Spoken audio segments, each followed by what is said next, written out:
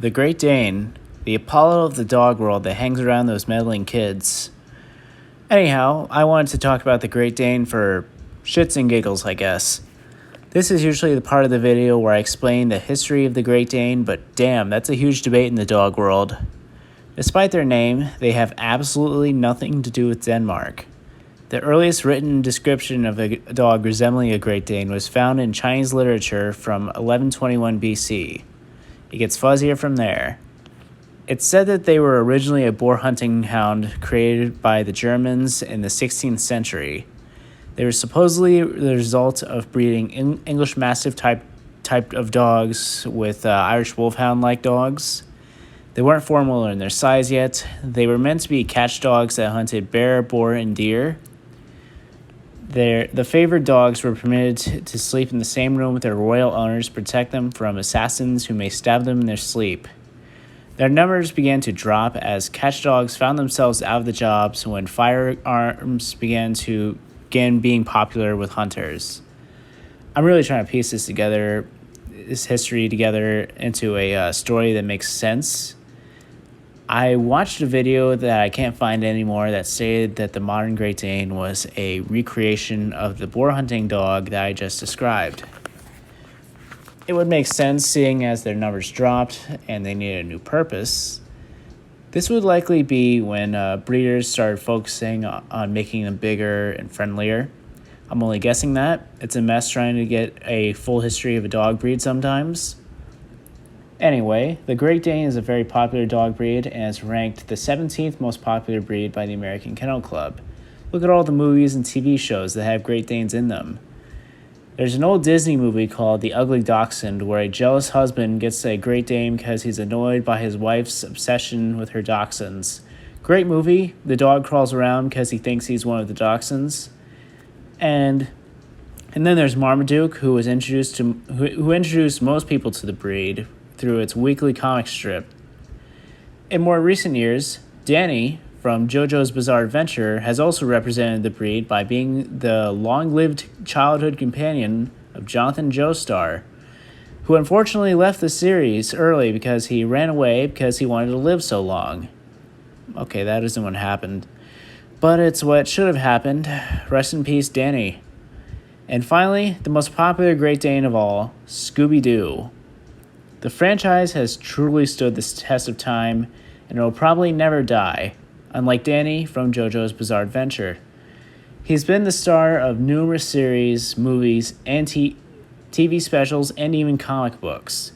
One of my friends had a van that he painted to look like the Mystery Machine, and he dubbed it the Shaggin' Wagon before it unfortunately met its end. The Scooby-Doo has certainly touched the lives of so many people and has brought laughter and tears to audiences for decades. I've often questioned if it is possible to have your own Scooby-Doo, and I've come to this conclusion.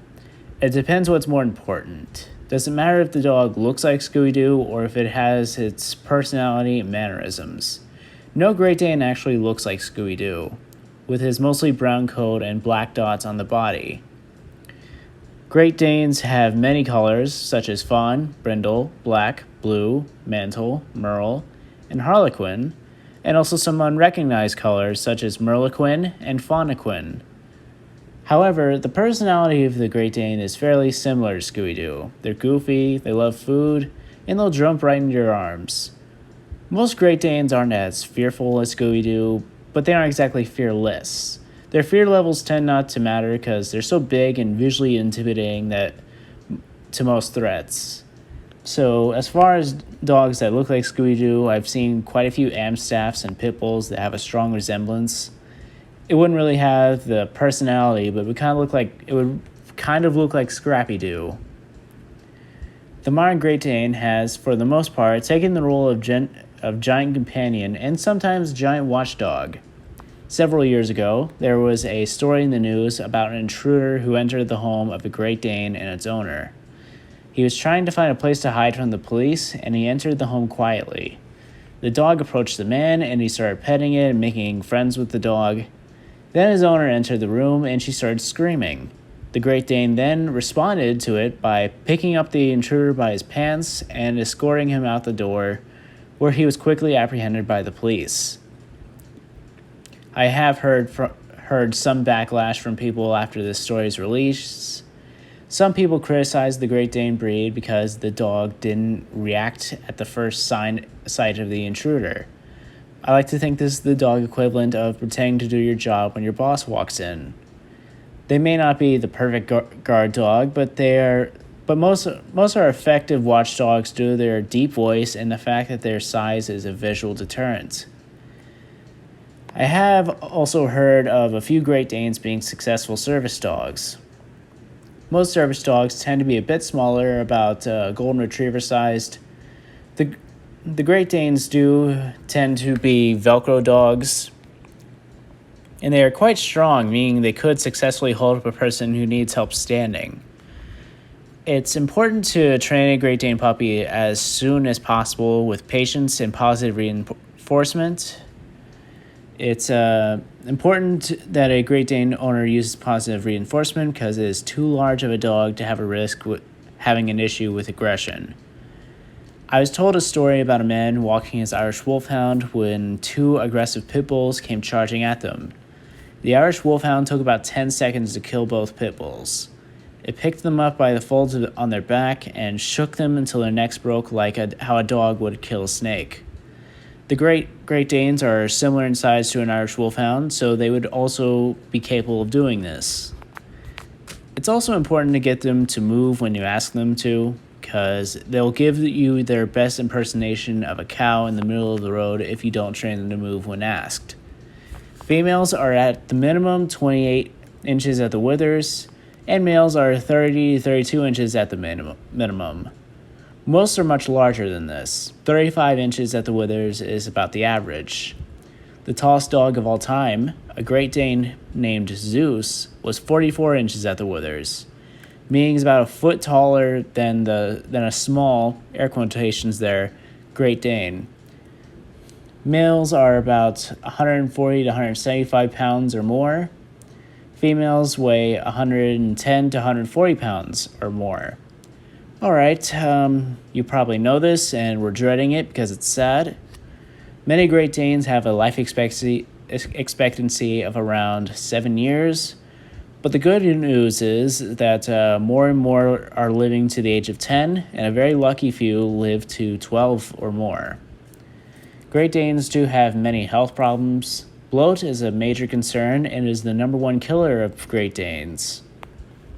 It's important to let them rest about 45 minutes before and after eating, and make sure they eat slowly.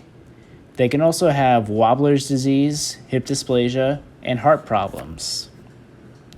It's important not to rush the growth of your Great Dane puppy to allow its bones to form properly, and avoid puppy foods that are designed to rush growth.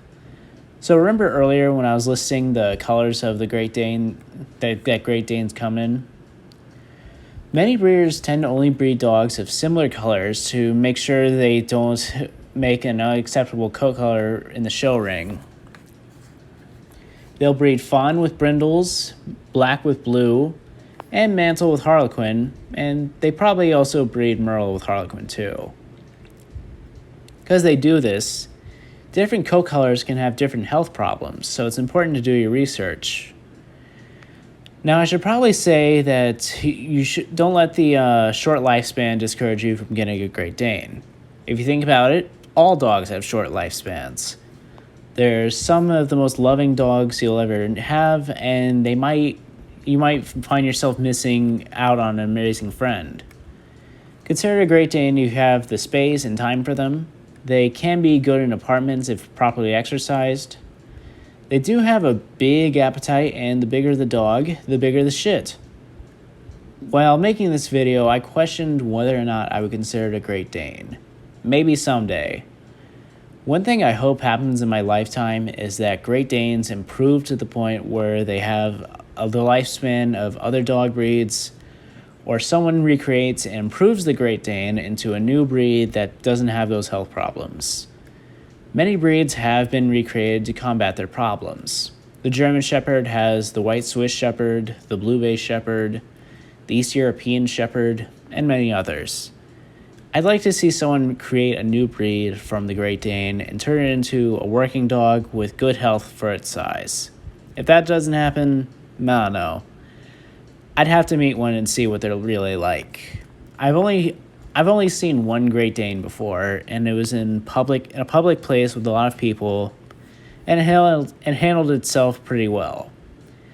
I didn't get a chance to interact with it, however. I'll bring it to a close. If you have any other dog-related topics you'd like for me to talk about, let me know. I'll talk about specific dog breeds, top 10 lists, or anything else dog-related. No suggestion is a bad one. But until next time, ree!